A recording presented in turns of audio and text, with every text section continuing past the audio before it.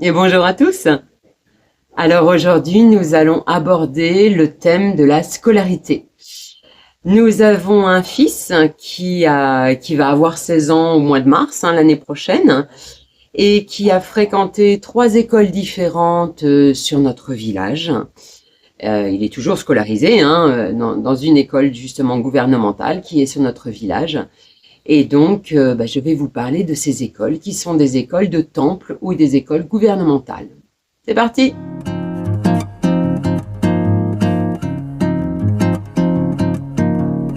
Alors, la plupart des expatriés qui sont installés en Thaïlande préfèrent et choisissent de mettre leurs enfants dans des écoles internationales. Il faut savoir déjà que ces écoles sont très très chères. Alors vraiment très chères. Et qu'en plus, vous n'en avez pas partout. Par exemple, à Kanchanaburi, nous n'avons pas d'école internationale. Nous avons une école catholique qui se situe en ville et qui fait office d'école internationale, mais qui n'en a pas le statut, mais qui est tout aussi cher qu'une école internationale. Et donc, pour nous, ce n'était pas envisageable. Donc, en fait, il nous restait 2 autres choix. C'était soit on mettait notre fils dans une école gouvernementale, mais en ville. Donc, ce sont des très très grandes écoles qui sont rattachées à des temples également, mais qui sont vraiment très très grosses. Ou alors, on prenait le choix de le mettre dans une école de temple, c'est-à-dire dans notre village, des toutes petites écoles. Et c'est ce que nous avons choisi. Donc, je vais vous expliquer pourquoi. Donc, en fait, je vais d'abord vous parler un petit peu de notre fils et de sa scolarité. Notre fils est bien sûr bilingue français-thaïlandais. Il a suivi de l'âge de 3 ans jusqu'à l'âge de 5 ans. Il était en maternelle alternée, c'est-à-dire qu'on faisait encore les saisons à l'époque. Donc, quand on était en France, il était à la maternelle en France. Quand on revenait 6 mois en Thaïlande, il allait à la maternelle en Thaïlande. Et puis, à partir de l'âge de 5 ans, en fait, donc en 2014, il avait un petit peu moins de 5 ans quand on a fini la dernière saison. Donc, à l'âge de 5 ans, il est rentré à la maternelle en Thaïlande, dans notre village, dans une petite école primaire qui comporte à peu près 80 élèves. Et donc, il a fait sa dernière année de maternelle dans cette école, donc c'était à Nuban Sam. Il a fait ensuite toute sa primaire dans la même école. Donc là, c'est de Ponung à Porok, donc ça fait 6 années. 6 années, il y a 6 années de primaire en Thaïlande. À partir de l'âge de 12 ans, il est allé dans une autre école de temple, mais qui proposait en fait le secondaire, c'est-à-dire Monung, Mosang, Mosam, 3 années de secondaire dans cette école. Et donc là, depuis cette année, depuis qu'il a 15 ans, depuis le mois de mai, il fréquente une école agricole qui est juste à côté de chez nous encore, qui est une école gouvernementale, enfin pas vraiment gouvernementale parce qu'elle est rattachée à la fille du roi Rama IX. Donc pas vraiment le gouvernement, mais bon voilà, ça reste une école publique. Et donc il suit, là il vient de rentrer en Powashonung. Alors, Powashonung, donc il a 3 années à faire. C'est l'équivalent, on va dire, d'un bac professionnel. Voilà. Alors, je vous le disais au début, en fait, on avait la possibilité de mettre notre fils à l'école en ville. Pourquoi nous n'avons pas choisi cela? Tout simplement parce que ce sont des très très grosses écoles. Et nous, on a toujours privilégié les petites écoles. Même quand on était en maternelle en France, on a cherché pour trouver la petite école qui était à moitié en forêt, qui avait pas trop de béton dans la cour. Enfin voilà, on cherchait vraiment une petite école. Et donc, les écoles qui sont sur Kanchanaburi quand même sont très très grosses. Plus ou moins, suivant les écoles, mais bon, c'est vrai que c'est plus de 1000 élèves à chaque fois. Et puis, le fait de le mettre dans une école en ville, ça nous obligeait en fait à le réveiller de très bonne heure pour soit l'emmener en ville, soit qu'il prenne le bus. Donc, vous imaginez prendre le bus, donc fallait le réveiller vers 6 heures, et le bus était à 6h30, ils arrivent là-bas vers 7h30, le soir il n'était pas rentré avant 6 heures, enfin voilà, on trouvait que c'était beaucoup trop. Donc, on a choisi de le mettre dans l'école de Temple du village. Donc, l'avantage de cette école, déjà, c'était la proximité, hein, la première chose. Parce que cette école est à moins de 3 kilomètres. Donc, forcément, nous, on l'emmenait tous les matins, on allait le chercher tous les soirs. Et puis, quand il a commencé à être assez grand, hein, vers l'âge de 8-9 ans, il a commencé à y aller en vélo, tout seul.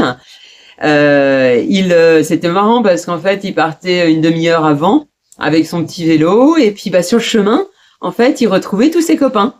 Donc, en fait, à chaque arrêt, il y avait un copain qui venait en plus avec son vélo, et puis ils arrivaient, ils étaient tout un petit groupe à arriver ensemble à l'école en vélo, et voilà. Bon, nous, on a trouvé ça vraiment très bien. De plus, en fait, il y avait vraiment le côté proximité, c'est-à-dire que dans la rue qui menait à l'école, en fait, il y a plein de petits shops, etc. Donc, les commerçants, vous voyez, les enfants passaient. Et s'il y avait un souci, il y avait toujours quelqu'un pour les aider, en fait. Hein, et donc, on appréciait énormément ce côté-là. Ce qu'on appréciait également, comme je l'ai dit, c'est que c'était une toute petite école. Il y avait moins de 80 élèves. Donc, ils étaient moins de 15 par classe. Donc, ça, c'était très appréciable. Enfin, en tout cas, pour nous. Et puis, il y avait le côté sociabilisation. C'est-à-dire que il allait à l'école avec les autres enfants du village. Et maintenant, c'est ce qu'on appelle des puansanites, c'est-à-dire que il est toujours aujourd'hui à l'école encore avec des amis qu'il s'est fait en maternelle. Ils sont allés dans la même classe tous les ans depuis l'âge de 5 ans. Et donc, les puansanites, ce sont vraiment les amis très proches, les amis d'enfance. Et encore aujourd'hui, ce sont ses meilleurs amis, hein, avec qui il est toute la journée, les week-ends, pendant les vacances, etc. Ce qu'on voulait aussi, c'est que l'école lui offre une certaine autonomie. Et ça, c'est très présent dans les petites écoles de village comme ça. Alors l'autonomie, je vous expliquerai ce que ça a pu donner au niveau éducation dans l'école.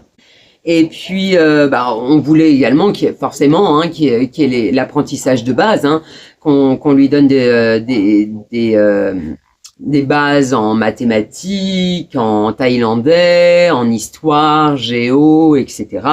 Et c'était le rôle de cette école. Donc, ce que je disais, hein, ce qu'on ne voulait pas, c'est avoir le réveiller de très bonne heure pour aller à l'école, et que, on trouvait ça vraiment.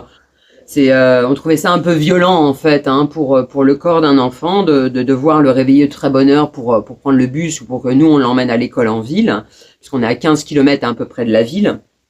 Donc ça, on ne voulait pas. On ne voulait pas non plus que l'école se substitue à notre rôle parental. Alors ça, en fait, pour nous, l'école doit vraiment rester un complément aux parents, à l'éducation que donnent les parents. C'est quelque chose qui nous avait vraiment choqué, hein, en France. Alors des petites choses. Hein, en France, si vous arrivez 5 minutes après l'ouverture de l'école, après l'heure dite, l'école elle est fermée. Elle est fermée à clé et votre enfant ne peut pas rentrer à l'école si vous arrivez à 9h05 au lieu de 9h. Ça, on a trouvé ça très choquant. Ce qui nous choquait aussi, c'est que notre fils parfois pouvait avoir un petit rhume ou ce genre de choses. Il fallait obligatoirement l'emmener chez le médecin pour avoir un certificat médical pour justifier de son absence. Nous, on trouvait ça excessif. Voilà, c'est quelque chose qu'on n'appréciait pas. Et en fait, on a vraiment eu l'impression qu'en France, maintenant, l'école et le gouvernement, hein, le système gouvernemental, retire l'autorité parentale aux enfants. C'est-à-dire que il y a tellement de justifications. Les enfants sont obligés d'aller à l'école, sont obligés Je veux dire, peut pas y avoir une petite pause, peut pas y avoir à un moment ou un autre. Si vous avez un voyage de prévu, c'est une ouverture d'esprit pour l'enfant. Enfin, on estime nous que c'est une ouverture d'esprit. S'il se sent pas forcément bien, si aujourd'hui il a pas envie d'y aller, parce que des fois ça arrive. Je veux dire, il a pas envie d'y aller, il a pas envie d'y aller. Non, en France c'est impossible. Et je trouve ça très très choquant. Nous, en fait, si on était resté en France, je pense qu'on aurait essayé de choisir l'IEF, c'est-à-dire l'instruction en famille. Mais même ça, c'est très très difficile. C'est vraiment pas facile d'accès. Et donc, c'est pour ça les écoles de temple, en fait, nous convenaient parce que c'est quand même très très libre. Ça reste encore très très libre. Et ça ne cherche pas à se substituer à l'éducation que nous on peut donner à notre enfant, et c'est ce qui nous convenait. Et puis après il y a aussi le fait qu'on ne voulait pas en fait que notre fils se sente différent, qu'il se sente inférieur, diminué, ou au contraire qu'on lui fasse des remarques comme quoi il est fils de Farang, donc il va à l'école, à la bonne école, etc. Ça on voulait pas. On voulait vraiment qu'il ait un réseau social sur le village dans lequel on habite. Alors, le fonctionnement d'une école de temple. Alors là, je vais parler du côté primaire. Pour ces 6 années primaires, l'année de maternelle était encore beaucoup plus souple. C'est-à-dire que les cours, c'était vraiment on l'amenait pas, c'était pas grave. Mais pour la primaire, c'était un petit peu plus réglementé. Donc en fait, pour la primaire, les cours commençaient à 7h45. Et finissait le soir à 15h45, et ce du lundi au vendredi. Il y a 3 semaines de vacances en octobre et 2 mois de vacances entre mi-mars et mi-mai, c'est-à-dire la période où il fait très très chaud. Et puis alors aussi une multitude de jours fériés, donc très très souvent des week-ends de 3-4 jours, etc. Alors, ce sont des écoles qui sont rattachées à un temple, comme leur nom l'indique, ce sont des Ronglien Wat, des écoles de temple. Donc, il y a une petite part d'éducation bouddhiste, effectivement, où généralement c'est le moine supérieur qui vient donner quelques cours aux élèves. Ça n'a rien vraiment d'obligatoire, et puis c'est vraiment plus sur l'histoire. Ce qu'a pu nous en dire notre fils, c'était vraiment sur l'histoire du bouddhisme, sur l'histoire de Siddhartha, etc. Et les intéresser un petit peu à la culture bouddhiste, en fait, les différents bouddhismes qui existent, etc. Dans les écoles de temple, aussi également les écoles en ville, puisque je disais, même en ville, ce sont des écoles gouvernementales, mais souvent des écoles de temple, l'uniforme est obligatoire. Donc, ils ont tous le même short, les mêmes chemises, les mêmes chaussettes, les mêmes chaussures. Enfin voilà, c'est vraiment. Alors, autant en ville, vous pouvez voir la différence, c'est-à-dire que une chemise, on peut voir si elle est plus chère que celle du voisin, etc. Autant dans les écoles de temple, non. Pas du tout. Vous avez vraiment tout le monde a la même chemise, tout le monde a les mêmes chaussettes, la même ceinture, c'est tout le monde. C'était parfois compliqué au niveau des chaussures. On était obligé de marquer l'initiale de notre fils derrière les chaussures pour être sûr qu'il retrouve les siennes. Et donc il n'y a aucune différence vestimentaire dans ces écoles-là. Il y a également dans ces écoles du scoutisme. Une fois par semaine, les enfants font ce qu'on appelle l'uksea. L'uksea, c'est fils de tigre. Donc l'uksea, c'est le scoutisme. Donc le vêtement change un petit peu. C'est la chemise qui change, et puis on rajoute un petit foulard. Il y a des petites choses qui changent comme ça. Donc ça, c'était une fois par semaine, et sans aucune connotation religieuse. Ne pensez pas au scoutisme catholique qu'on peut connaître en France. Ici, le scoutisme, c'est vraiment de l'orientation en forêt. C'est vraiment apprendre à faire des nœuds, apprendre à construire une cabane dans les arbres. C'est ce genre de choses vraiment très très pratiques. Alors ces écoles, donc les écoles de temple, hein, enfin en tout cas en village comme la nôtre, sont totalement gratuites. Même au niveau du matériel scolaire. On n'a jamais eu à acheter un crayon, un cahier, un livre ou quoi que ce soit. Tout est fourni par l'école. La seule chose que nous devons payer, ce sont les uniformes. Et encore, parce que les uniformes, vous avez, sous présentation de justificatif, vous avez une subvention qui est allouée pour aider à acheter l'uniforme. Alors, dans le quotidien, comment ça se passe? Eh ben, en fait, les enfants arrivent à 7h45. La première chose qu'ils font, c'est nettoyer l'école. Ils balayent leur classe, ils vident les poubelles, nettoient le tableau, ils vont balayer la cour. Voilà, pendant un quart d'heure, ça va être ça. Les plus grands vont même nettoyer les sanitaires. À 8h, il y a le lever du drapeau. Donc là, les enfants sont tous en rang et puis on chante l'hymne national et lever du drapeau de la Thaïlande. Ensuite, généralement, il y a un petit discours de la directrice ou du directeur concernant l'actualité, concernant les événements à venir à l'école, ou s'il y a eu quelque chose un petit problème sur l'école pour en parler à tous les élèves, des choses à ne pas renouveler, etc. Ensuite, les cours, il y a une petite fanfare qui c'est des élèves qui jouent la fanfare, qui emmènent en fait les élèves dans chacune de leurs classes, et les cours commencent vers 8h30. Donc de 8h30 à 11h30, il y a donc des cours qui sont dispensés par les maîtresses, généralement avec un petit break entre les deux. Entre 11h30 et 13h30, c'est l'heure du repas.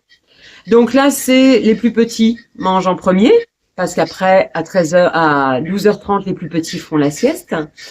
Les plus grands vont manger donc par la suite. Les plus grands aident les plus petits pour manger. Les plus grands vont également aider à la préparation des repas, à la distribution des repas. Ils vont aider à faire la vaisselle. Voilà, il y a vraiment une participation à la vie collective de l'école.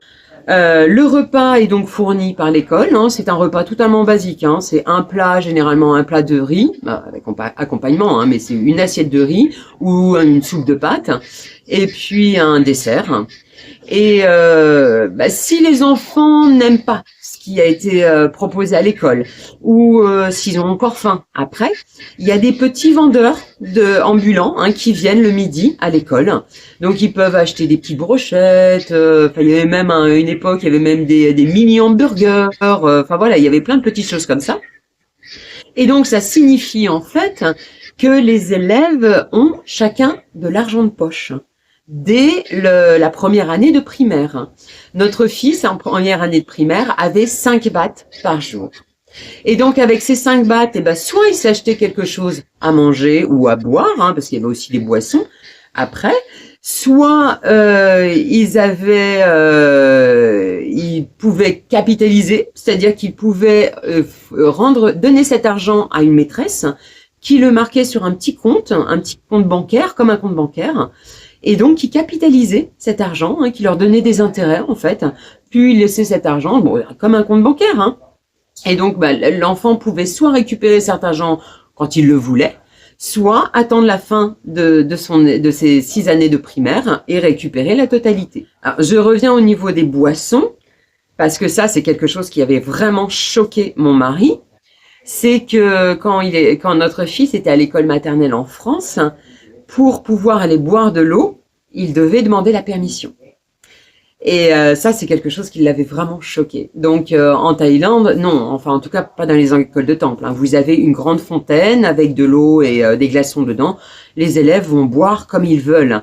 De même, alors, quand ils veulent aller aux toilettes, voilà, ils préviennent juste la maîtresse, voilà, je vais aux toilettes, je reviens. Mais sinon, c'est beaucoup plus libre et beaucoup plus souple que dans une école française. La porte n'est jamais fermée. La porte d'une salle de classe n'est jamais fermée. Les enfants, quand les enfants commencent à somnoler un peu ou ont pas envie de continuer à suivre le cours, ils peuvent sortir un peu. Les maîtresses ne leur disent rien. Il n'y a pas de souci pour ça. Et donc, il y a vraiment une grande liberté dans les cours et dans le déroulement d'une journée à l'école de Temple. Donc, je disais en fait, après le repas, donc 13h30, 13h30, c'est la reprise des cours, jusqu'à 15h30, et là encore l'après-midi, il y a un petit break, une petite récréation. 15h30, on baisse le drapeau, et 15h45, c'est l'heure de la sortie de l'école. Alors pour le secondaire, c'était quasiment la même chose, sauf que les élèves arrivaient un petit peu avant, parce que c'était les plus grands, donc ils arrivaient à 7h30, parce qu'il y avait quand même un peu plus de choses à faire dans l'école, notamment c'est les élèves qui se chargent d'élaguer les arbres, qui se chargent, enfin voilà, tout ce qui est à leur portée, bien sûr. Mais je me souviens une fois, au tout début que je suis arrivée ici, en fait, j'avais enseigné un petit peu l'anglais dans une école de Temple. Alors enseigner, c'est un bien grand mot. Je faisais des animations en anglais avec les enfants. Et donc une fois, j'étais arrivée dans ma classe et je vois un de mes élèves avec une machette. Je me dis mais qu'est-ce que tu fais avec une machette quoi? J'ai été choquée. Et en fait, ils avaient tous une machette. C'était le jour où ils devaient élaguer les arbres, où ils devaient entretenir leur école, le jardin de leur école. Et donc, ils avaient tous une machette. Donc, tous mes élèves avaient sorti leur machette. Je vois, jamais en France, jamais. Rien que pour emmener un cutter, c'est mort. Donc, imaginez une machette. Donc, pour les plus grands, je disais, en fait, ils arrivent vers 7h30. La pause le midi, c'est pareil, c'est à peu près 2 heures de pause. Et le soir, ils sortaient un peu plus tard, ils sortaient vers 16h, 16h15. Alors, ce qu'on peut reprocher aux écoles de Temple, la première chose, et qu'on vous dira forcément, c'est que le niveau est très faible. Le niveau d'éducation est très faible. C'est vrai que c'est pas un haut niveau, franchement. Les maîtresses, elles font ce qu'elles peuvent. Elles ont beaucoup de choses à gérer parce qu'elles doivent rendre vraiment des comptes au gouvernement par rapport à ce qu'elles font. Et donc, c'est vrai que c'est pas un super haut niveau, mais toute la base est là, au niveau mathématiques, histoire, géo, les langues, y compris l'anglais. À partir de la maternelle, en fait, les enfants apprennent l'alphabet thaïlandais en même temps qu'ils apprennent l'alphabet anglophone. Et ça se poursuit pendant toute la scolarité, ce qui n'est pas partout le cas en France. Vu notre niveau d'anglais en France, on comprend pourquoi aussi. Bon, c'est pareil, les maîtresses n'ont pas un super niveau d'anglais. Les maîtresses qui enseignent l'anglais, elles n'ont pas un super niveau. Elles sont pas capables de vraiment discuter en anglais. Bon, mais elles peuvent apprendre un maximum de vocabulaire, les règles de grammaire, d'orthographe, etc. Donc, tous les enfants ont une base en anglais. De plus, au niveau scolaire, si un enfant a des prédispositions particulières, si les maîtresses constatent qu'un enfant a des prédispositions, je continue sur l'anglais par exemple, elles vont l'encourager à participer à des stages, à participer à des compétitions et à obtenir des subventions pour ça. C'est-à-dire qu'il n'y aura aucun frais pour les parents. C'est le gouvernement et l'école qui poussent les enfants qui ont des prédispositions à évoluer dans ces prédispositions, à augmenter en fait leur savoir par rapport aux matières dans lesquelles ils sont bons. Et par contre, il y a beaucoup d'activités extérieures. Quand j'entends extérieur, c'est pas extérieur à l'école, c'est extérieur dans l'école. Beaucoup de sports, d'activités sportives, le volley, la pétanque. C'est le seul sport où notre fils était bon, la pétanque. Le foot, la boxe. Là, j'en parlais dans une autre vidéo. En fait, à l'école primaire où était mon fils, il y avait un sac de sable, un sac de frappe. Et donc, il n'y avait pas de cours particulier par rapport à la boxe, mais les mômes pouvaient aller cogner, faire quelques passes, etc. Et puis, pour ceux qui avaient vraiment envie d'apprendre, il y avait l'homme d'entretien qui, de temps en temps, leur montrait quelques positions, leur montrait comment frapper, etc.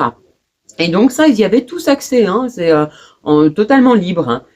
Il y a aussi énormément de jeux qui sont organisés. Moi, à une époque, en fait, quand mon fils était justement en primaire, ben, j'y allais gratuitement le mercredi après-midi pour faire des jeux en anglais autour de l'anglais, hein, avec les enfants. Il y a aussi beaucoup de spectacles, beaucoup d'art. On privilégie énormément l'art, hein, c'est-à-dire qu'il y a des instruments de musique qui sont à disposition. Hein, je parlais de la fanfare, mais il y a aussi d'autres instruments de musique qui sont totalement libres, en libre accès pour les enfants. Bien sûr, le karaoké, tout le monde chante. Il y avait aussi le dessin. J'ai vu mais énormément d'enfants thaïlandais qui dessinaient mais vraiment magnifiquement bien. On leur laisse vraiment la liberté et qui participaient à des concours, hein, de dessin. Alors c'est des dessins par rapport au bouddhisme, par rapport c'est vraiment spécifique, hein, les dessins qu'ils faisaient. Mais il y avait aussi des dessins. Je me souviens d'une petite qui faisait des mangas. Mais impressionnant, quoi. Elle avait même pas 8-9 ans à l'époque et elle faisait des mangas magnifiques. Donc tout ça, toutes ces matières-là sont vraiment encouragées. Comme je l'expliquais tout à l'heure, eh ben on leur apprend aussi à être autonomes. On leur apprend à cuisiner, on leur apprend à nettoyer, on leur apprend à s'occuper des plus petits. C'est bien souvent en fait les maîtresses sont obligées de faire pachoum, faire des réunions. Et donc, bah, quand elles font des réunions, elles sont toutes ensemble. Et donc, c'est les plus grands qui s'occupent des plus petits. Donc, bah, c'est pas rare, en fait, moi, quand j'y allais, hein, le mercredi après-midi, je voyais souvent, bah, quand on avait des petits qui se mettaient à pleurer, ou qui avaient le nez qui coule, etc., bah, c'était un grand qui venait, qui le mouchait, qui le rassurait, qui le prenait dans ses bras, qui lui disait d'arrêter de pleurer. Enfin, il y avait vraiment un apprentissage de la vie et une entraide vis-à-vis des tout petits qui était très très présente. On leur apprend également à gérer leur temps, c'est-à-dire que les devoirs qui sont donnés sont très rarement du jour pour le lendemain. Généralement, on leur dit, ils ont des travaux à faire à la maison, et bah, ces travaux sont pour dans une semaine ou dans 2 semaines. Et ce sont les enfants qui doivent gérer leur temps.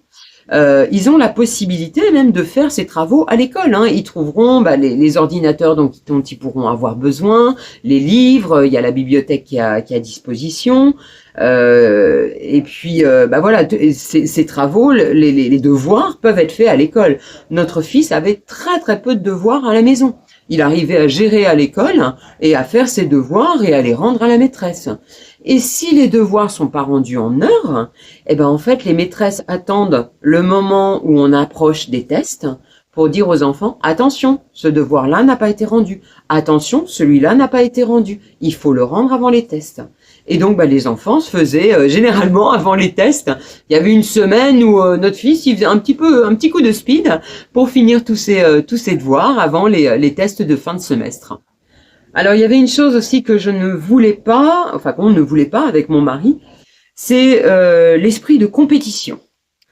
Pour nous, on ne trouve pas que ça soit quelque chose de bien, d'encourager l'esprit de compétition. On préfère vraiment encourager l'esprit d'entraide que l'esprit de compétition. Donc, et dans les petites écoles de temple comme ça, on trouve vraiment que pour ça c'est merveilleux, parce qu'en fait, alors il y a une notation, des élèves. Hein, à la fin de chaque semestre, on sait quel élève est le premier, le deuxième, troisième, etc. Mais les maîtresses s'arrangeaient pour faire tourner les élèves, que ce soit pas toujours le même qui soit premier. De plus, tous les élèves qui participaient aux activités de l'école, qui aidaient les maîtresses, qui participaient, qui s'occupaient des plus petits, qui participaient activement au nettoyage, etc. Et ben ces enfants-là avaient des points supplémentaires. Et il y a des fois, en fait, notre fils est revenu avec des bulletins de notes. On se disait, mais tu es sûr?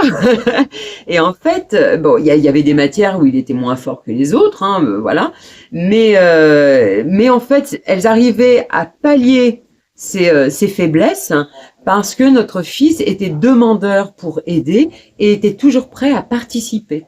Et donc, elle va lui rajouter des points par rapport à ça. Nous, personnellement, on trouve que c'est très très bien. Après, chacun en pense ce qu'il veut, hein.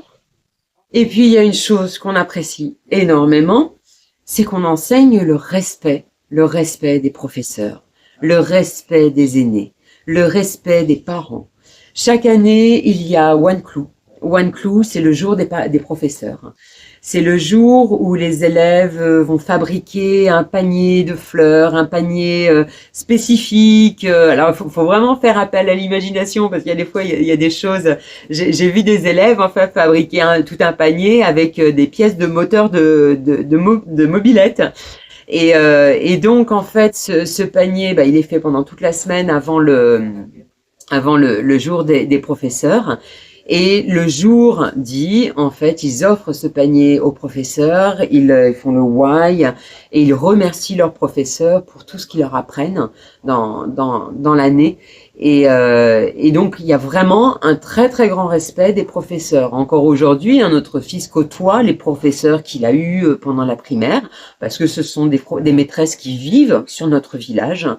Et donc, bah, il y a aussi le respect des parents. Il y a le jour de la fête des mères, le jour de la fête des pères, et c'est pas du tout le même principe qu'en France, hein. C'est un jour où on doit marquer le respect à nos parents. Donc pareil, le why et remercier nos parents pour l'éducation qu'ils nous donnent. Et bah ça, je sais pas ce que vous en pensez, mais moi je trouve que ça se perd un peu en France, hein, au passage. Alors, ce qu'on va entendre beaucoup, c'est que aussi il y a les écoles de temple, il y a un enseignement militaire. Pas du tout. Je me souviens qu'une année, il y a eu un ancien militaire qui est venu voir les enfants, qui leur a fait faire quelques petits parcours du combattant, vous savez, aller faire ramper un petit peu. C'était 1 heure par semaine. Et franchement, c'était très très bon enfant, hein. J'ai assisté au truc, c'était vraiment pas, c'était plus chanter en marchant au pas ou des choses comme ça que vraiment un truc militaire. Ce qui pourrait s'en rapprocher, bah, c'est l'Uxea, c'est le scoutisme. Et encore, parce que j'ai jamais vu non plus de choses qui m'ont vraiment me fait penser au côté militaire. Moi, j'ai vraiment vu le scoutisme comme, voilà, comme de l'orientation, comme apprendre à utiliser une boussole, apprendre à faire des nœuds. Enfin, il y a eu une année, ils sont allés en forêt, ils ont fait des cabanes dans les bois, ils ont attaché des cordes pour faire des tyroliennes. Enfin voilà, c'était plus ça en fait, c'était plus vraiment très bon enfant, hein. Et chaque année, il y avait une réunion de l'Uxea où bah, les enfants dormaient dans une tente, donc c'est eux qui devaient monter la tente. Et puis bah, le soir, c'était tous ensemble autour d'un feu de bois avec des danses, des chants. Enfin, franchement, c'est voilà, je vois pas du tout le côté militaire là-dedans, hein, personnellement. Ce qu'on va vous dire aussi, c'est que les maîtresses, elles tapent les élèves. Alors, je vais pas vous mentir, il y a la baguette en bambou. Hein, sur chaque table, le bureau de la maîtresse, il y a une baguette en bambou. Mais alors moi, ce que j'ai vu, c'est que la baguette de bambou, elle sert plus à taper le bureau qu'à taper les élèves, hein. Elle a plus un côté dissuasif qu'autre chose. J'ai vu des enfants se faire taper avec cette baguette en bambou. Déjà, c'était sur les fesses, avec le pantalon. C'était pas fort, hein. Et c'était quand ils avaient vraiment fait quelque chose de très répréhensible. C'est-à-dire qu'ils avaient tapé un autre élève, ou alors qu'ils avaient volé quelque chose. Et ça avait plus une connotation de punition et d'exemple vis-à-vis des autres élèves, parce que ça se passait avec les autres élèves, hein, ça se passait le matin, en fait, quand je vous disais le petit discours du directeur, où le directeur disait c'est mal, voilà ce que tu as fait, c'est mal, et donc eh bien, je vais te donner 10 coups de baguette sur les fesses. Et donc il y avait tous les autres élèves, hein, donc il y a un petit côté humiliation, ça c'est clair et net, mais voilà, je laisse chacun en penser ce qu'il veut, voilà. On pourrait penser également que les élèves qui vont en école de temple vont ensuite avoir du mal, parce que le niveau est très faible, vont ensuite avoir du mal à entrer dans des écoles, des bonnes écoles ensuite en ville, qui peuvent se trouver en ville. toutes les grandes écoles en ville ont des tests d'entrée. Donc, c'est à l'élève de se préparer pour ces tests d'entrée. Je veux dire, j'ai vu plein d'élèves qui étaient en primaire avec mon fils, qui ensuite sont passés dans des écoles en ville, qui ont dû passer les tests pour pouvoir entrer dans ces écoles. Et donc, qui ont bossé avant ces tests pour pouvoir entrer dans ces écoles. Et après, on leur a pas reproché qu'ils étaient en école de temple avant. Hein. Donc, je pense que quand un enfant a des prédispositions à l'enseignement, a des prédispositions pour des matières, c'est pas simplement au rôle de l'école de l'encourager, c'est aussi le rôle des parents. Nous, c'est quelque chose pour nous qui était vraiment très important, c'est que l'école ne devait pas se substituer à notre rôle, elle devait être un complément. C'est-à-dire que l'école a fourni un enseignement à notre fils, mais nous, on lui enseignait des choses aussi. Hein. Il y a beaucoup de choses qu'on lui a enseignées. Bon, ça, j'y reviendrai un petit peu plus tard, mais voilà, c'est pas simplement on met l'enfant à l'école et c'est l'école, débrouille-toi. On a notre rôle à jouer là-dedans. Et je ne voulais pas d'une école où on me dise non, vous avez rien à faire, c'est les maîtresses qui décident. Ça, non, pour moi, c'est non, hors de question. Alors, ce qu'on peut reprocher aussi à ces écoles, c'est le manque d'organisation. C'est vrai que, par exemple, les vacances scolaires. Alors, vous avez des dates gouvernementales pour les vacances scolaires, hein, mais en fait, sur le papier, les écoles doivent avoir fait un certain nombre de jours d'enseignement. Donc, ça signifie qu'il faut enlever les jours où il y a eu des compétitions sportives, les jours où les maîtresses se sont arrangées pour qu'il y ait un pont et donc qu'il y ait 4 jours d'affilée au lieu de 2. Enfin voilà, donc sur le coup, les jours des vacances scolaires n'étaient pas vraiment fixés. Et bien souvent, on le savait la veille pour le lendemain. Donc ça, c'était un petit peu difficile, mais ça s'est arrangé avec Line. Puisque maintenant, en fait, toutes les écoles font des groupes Line par classe, avec la maîtresse, tous les élèves de la classe et tous les parents. Et donc, les informations passent par Line. Donc là, ça a grandement facilité les choses. Ce qu'il faut savoir aussi, c'est que ces écoles accueillent des enfants, aussi bien des enfants comme notre fils, mais aussi des enfants qui sont en grande difficulté sociale, en grande difficulté familiale, en grande difficulté de handicap, que ce soit des handicaps physiques ou mentaux. Et tout le monde est sur le même niveau. Alors, ça peut rebuter certaines personnes. Moi, personnellement, je trouve ça vraiment très très bien. Parce que tout le monde est au même niveau, ça encourage à la compassion, ça encourage à l'acceptation de la différence. Notre fils, encore aujourd'hui, dans sa classe, un de ses meilleurs amis est un autiste lourd. Il y en a un autre qui est dans sa classe qui présente un gros handicap mental. Il suit le même cursus que les autres élèves. Il n'y a aucune aide qui est apportée supplémentaire, rien d'autre. Et ce sont donc les autres élèves qui aident ces enfants-là à passer, à remplir les devoirs scolaires, à apprendre et à comprendre ce qu'on attend d'eux. Et personnellement, moi, je trouve ça très très bien.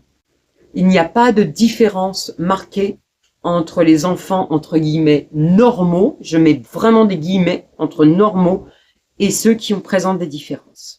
Aujourd'hui, notre fils est donc en Powershornung. Alors, Powershornung, je vous disais, c'est l'équivalent de la première année d'un bac professionnel. Donc, il est en seconde professionnelle, on va dire. Dans une université agricole, il suit donc un cursus agricole. C'est à 3 km de la maison. Donc, ça signifie que le matin, il part vers 7h, 7h15, que le soir, il est là au maximum à 5h. Parce que ça, il faut le savoir, les écoles en ville, obligatoirement, les élèves, ils ont des activités scolaires après les cours. Parfois, ils rentrent à 10h du soir. Ils ont des presets, des cours... comment je vais dire preset, des cours supplémentaires, des cours de soutien. Ça, c'est le week-end. Il y a des fois, ils sont obligés de retourner à l'école le week-end. Je veux dire, en ville, quand vous mettez votre enfant en ville, votre enfant, il est jamais à la maison, hein. Et le soir, il doit rentrer, il a encore des devoirs. Donc là, par contre, non. Dans cette école-là, pas du tout. Déjà, il a quasiment pas de devoirs, parce qu'il fait tout à l'école. Voilà. Il y a énormément de choses, il apprend énormément de choses pratiques. Je veux dire, là, depuis 6 mois qu'il y est, il a déjà appris à construire une pisciculture, se prendre soin des poissons depuis depuis l'âge, les tout bébés poissons jusqu'à ce qu'ils grandissent, les médicaments dont ils ont besoin, la nourriture, fabriquer la nourriture pour les poissons. Il a déjà appris à monter à cheval. Il a appris à conduire une tractopelle. Il a appris à vacciner des poulets. Il a appris à prendre soin de certains animaux, comme les cochons. C'est vraiment sous le thème agricole, hein. De toute façon, c'est ce type d'école-là. Mais tout ce qu'il apprend, pour moi, ce sont des choses pratiques.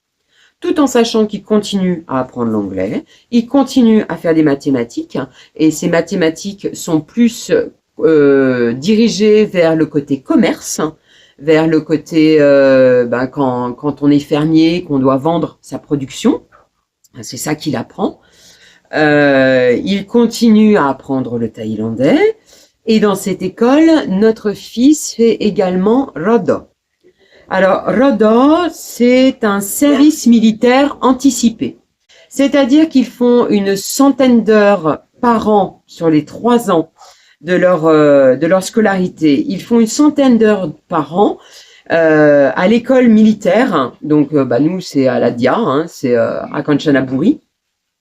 Et donc, ça représente une journée par semaine, pendant 2 mois et demi, 3 mois, hein, à peu près, et ce sur les 3 ans.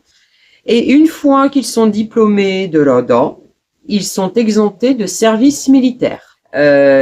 Ensuite, nous, ce qu'on lui a enseigné déjà, c'est la musique.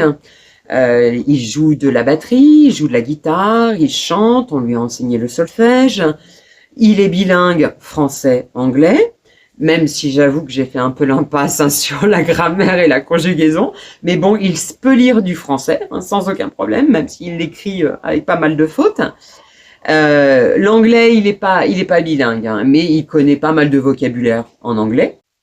Et donc, pour terminer, je peux juste dire une chose. Notre fils est allé dans 2 écoles de temple, dans une école gouvernementale, et aujourd'hui, je peux dire que nous sommes vraiment très fiers de lui.